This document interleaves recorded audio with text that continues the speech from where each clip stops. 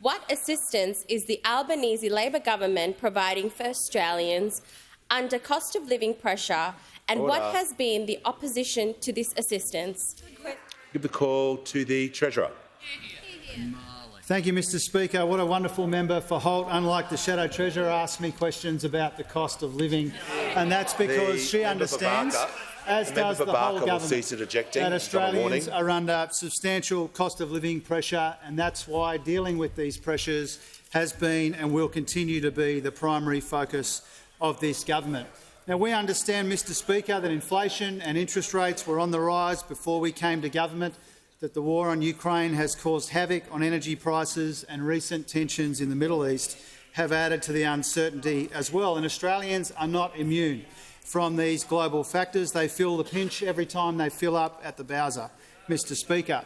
Now, we know that inflation is moderating overall, but global challenges mean that it has become more persistent around the world, and it will unfortunately be more persistent here as well. And that's why our #1 priority remains and has been helping to deal with these cost of living pressures. Now, Mr Speaker, for those opposite who are interjecting, I will tell them at least 10 different ways that we are helping to address the cost of living pressures in our economy. We are rolling out $23 billion in cost of living support targeted to where it's needed most.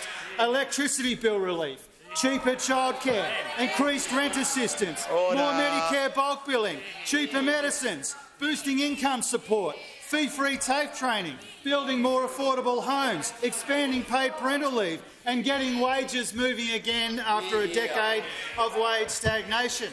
Now, we've done all of this, Mr Speaker, at the same time as we've delivered the first budget surplus in 15 years.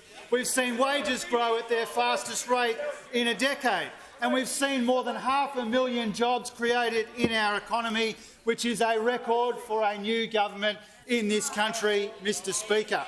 We are making vital investments in our people and in our economy. We are laying the foundations for the future, and our efforts to repair the budget are taking pressure off inflation when inflation is most problematic. We are working for Australia, Mr Speaker, to help people with cost of living pressures, to get wages moving again, and our plan for $23 billion of cost of living relief makes that clear, Mr Speaker.